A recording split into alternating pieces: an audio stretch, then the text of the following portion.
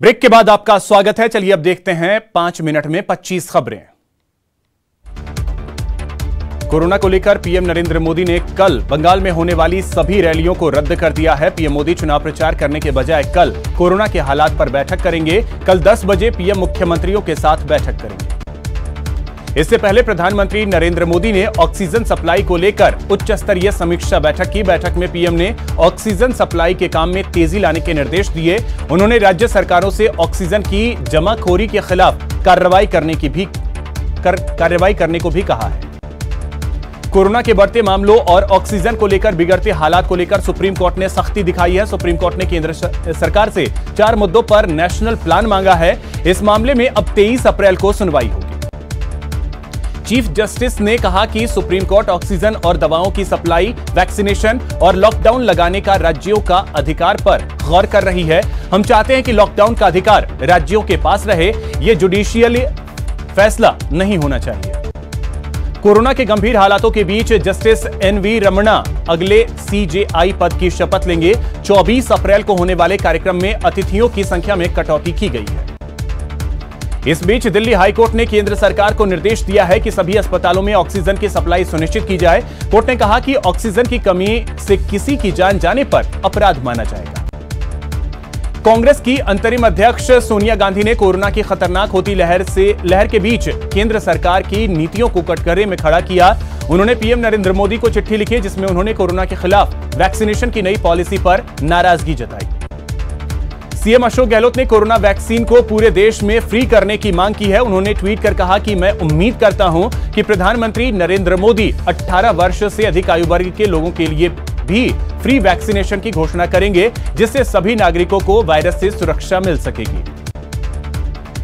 पूर्व मुख्यमंत्री वसुंधरा राजे ने राज्य सरकार पर निशाना साधते हुए कहा कि समय राजनीति का नहीं, राज्य नीति पर चलने का है। हमें डरने की नहीं, सावधानी बरतने की जरूरत है। नेता प्रतिपक्ष गुलाबचंद कटारिया ने कोरोना के बढ़ते मामलों पर चिंता जताई है। उन्होंने कहा कि स्थिति बेहद विकट है। ऐसे में एक दूसरे पर आरोप प्रत्यारोप लगाने के बजाय सभी राजनीतिक पार्टियां एक होकर काम करें। सीपीआई नेता सीताराम येचुरी के बेटे आशीष का भी कोरोना की वजह से निधन हो गया। आशीष की उम्र करीब 30 साल थी। सीताराम येचुरी ने इसकी जानकारी ट्वीट कर दी।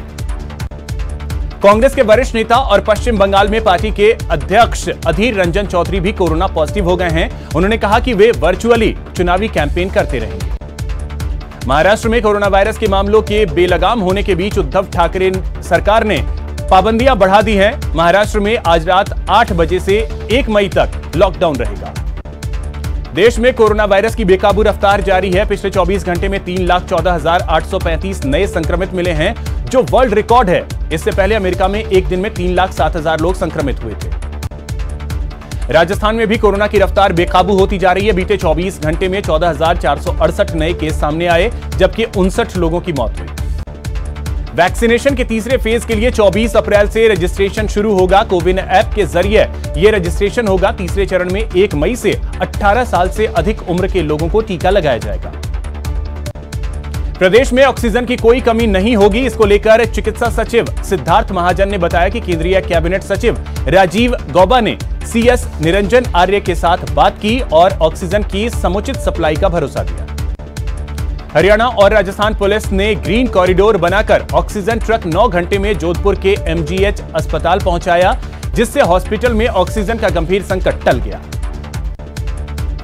अजमेर में ऑक्सीजन की किल्लत को देखते हुए डिस्कॉम ने बड़ा फैसला लिया है। डिस्कॉम ने सभी 11 जिलों में ऑक्सीजन प्लांट और अस्पतालों को बिना रुकावट बिजली देने का फैसला किया। उदयपुर में रेमडेसिविर इंजेक्शन की कालाबाजारी का मामला सामने आया है। यहां 899 रुपए का एक इंजेक्शन 35,000 रुपए में बेचा जा रहा था। पुलिस ने डिकॉय ऑपरेशन के तहत एक डॉक्टर और एक मेडिकल स्टूडेंट को गिरफ्तार किया। कोटा में ऑक्सीजन सिलेंडरों की किल्लत और भारी मांग के चलते कालाबाजारी शुरू हो गई है। पुलिस की टीम ने पिकअप वैन से चोरी छिपे ऑक्सीजन सिलेंडर उतारते हुए 2 लोगों को गिरफ्तार किया और 35 ऑक्सीजन सिलेंडर जब्त किए। चूरू एसीबी की टीम ने गोपालपुरा ग्राम पंचायत के ग्राम विकास अधिकारी को 1 लाख रुपए की रिश्वत लेते हुए रंगे हाथों गिरफ्तार किया। झालावाड़ एसीबी की टीम ने भवानी मंडी के जलदाय विभाग के एक्सईएन इंजीनियर और रायपुर कार्यालय के सहायक कर्मचारी को 10,000 रुपए की रिश्वत लेते हुए गिरफ्तार किया। एसीबी ने जयपुर के हेरिटेज नगर निगम के जमादार को ट्रैप किया है। जमादार को सफाई कार्मिकों की हाजिरी भरने की एवज में 5,000 रुपए की रिश्वत लेते हुए ट्रैप किया गया। बीकानेर में विश्व पृथ्वी दिवस के अवसर पर जूनागढ़ फोर्ट के आगे 900 फीट की पेंटिंग बनाई गई। पेंटिंग के माध्यम से लोगों को कोरोना महामारी के प्रति जागरूक किया गया। आइए अब हम